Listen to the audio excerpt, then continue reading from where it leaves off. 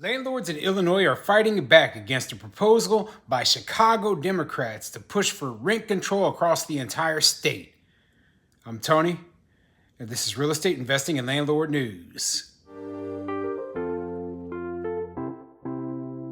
All right, so I have an interesting article for you today, and it's coming out of the great state of Illinois. So, obviously, Illinois is the hot spot of far left anti-landlord laws in the entire Midwest. Okay, so it doesn't surprise me that they actually are trying to get rent control passed because they're going to push for things that are going to actually hurt them, not realizing the economics behind why rent control was banned in the state in the first place. So from what I read in this article, back in 1997 in Illinois, they actually passed a law saying that local municipalities were not able to pass their own rent control measures. And I'm pretty sure the whole purpose behind that was to make sure that Chicago itself did not implement rent control, okay? Because it hurts the entire state. It hurts the entire state. It will hurt the city even worse than it's already been hurt. And, just from the economy.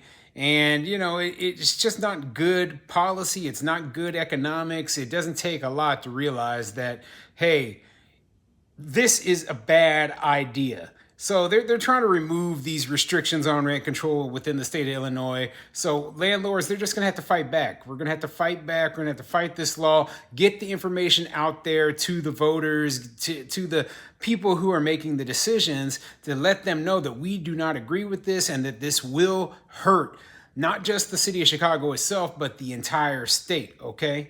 Because development, right? Development will get killed. Landlords who are investing in the state, who are still putting their money in the state of Illinois. I know it might surprise some people to know that, yeah, there are still a lot of people who want to invest there, but they will, that will end if rent control is passed, okay? So before I get into the article, go ahead, hit the like and subscribe button, maybe leave a comment down below.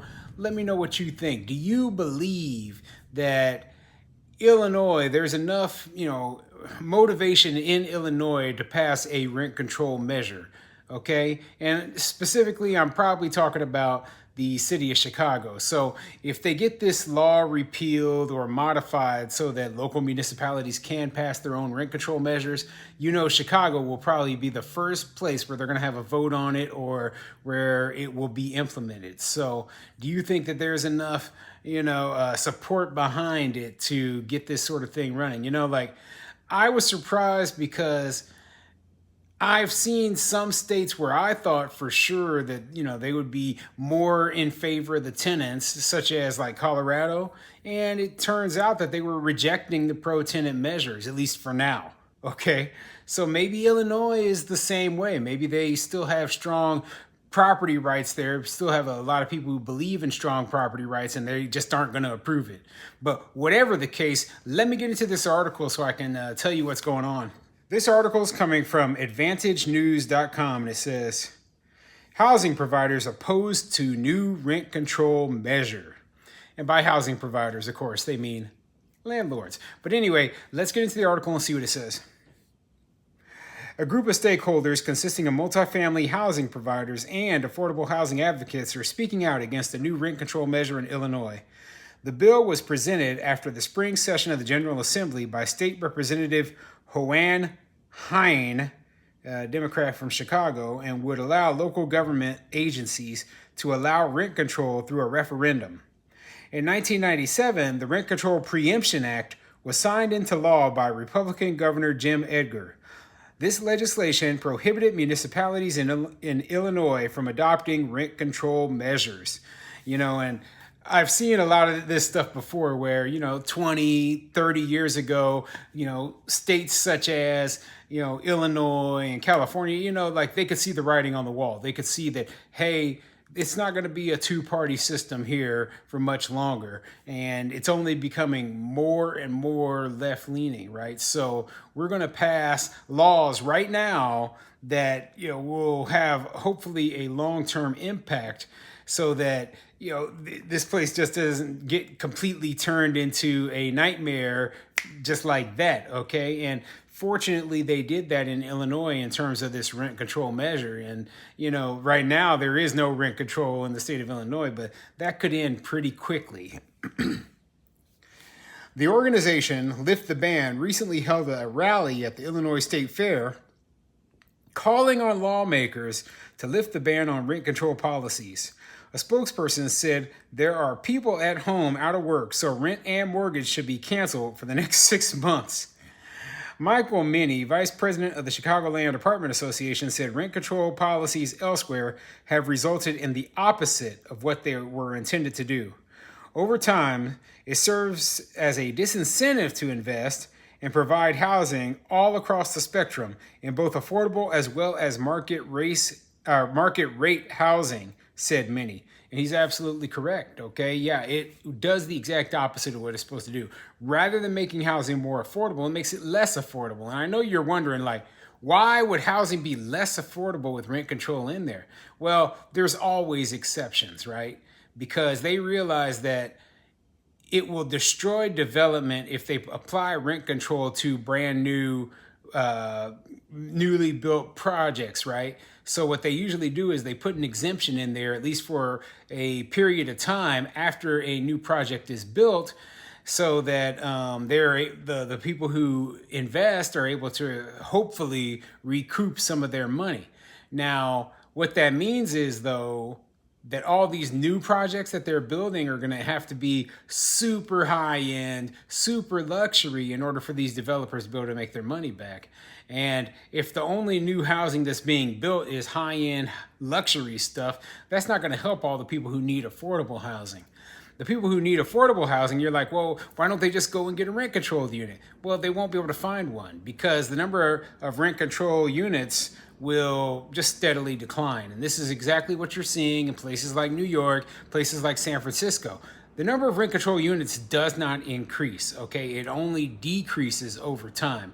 And there will be a lot of people fighting for those units. There will be people who are staying in units that they don't need, as much space in, that, that they would get rid of in normal situations and move out of, but they'll be staying in them because they're getting such a good deal on rent.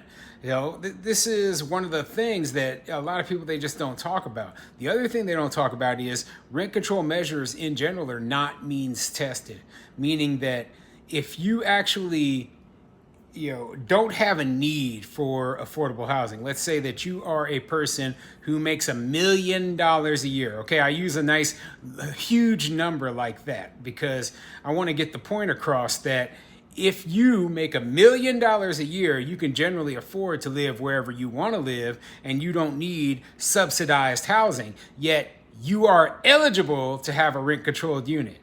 That doesn't make any sense at all. And we should be focusing on making sure that housing is affordable for those who need affordable housing rather than trying to give a blanket, a subsidy to everyone. That is just dumb, okay? But rent control, regardless of who you give it to or don't give it to, it's not beneficial, and it will only hurt the landlords, it will hurt the city, and it will also hurt the tenants in the long run.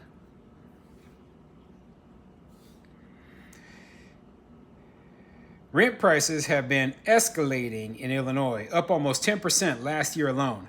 Mike Hagginson, chair of the Neighborhood Building Owners Alliance Rent Control Task Force, said rent control laws could lead to an increase in rundown properties around the state. Landlords do not have the ability to raise rents above a certain threshold, and so if they can't recoup what is needed for a capital improvement, they may not have the money in their budget to continue upkeep of the units. And over time, they deteriorate more and more, said Hagginson. Rent control measures also have been taken up in state legislatures elsewhere, including Colorado, Hawaii, Washington, and Massachusetts. Yeah, and he's right about the whole disrepair thing. And that is one of the things that they're constantly talking about up in New York, how, it just seems like the quality of the housing has just declined. Well, you put landlords, you put these large housing providers, small housing providers, everyone who is stuck under these rent control policies is, they're caught in these tough decisions. Do I make upgrades? Do I do capital expenditures? Do I, if I can't recover the money, do I do this stuff, or do I do the bare minimum? Oftentimes delaying repairs as long as possible because we know we will never be able to recoup the money that we invest into these properties. So that is what's happening at a lot of places, and it will continue to happen for as long as these policies are in place.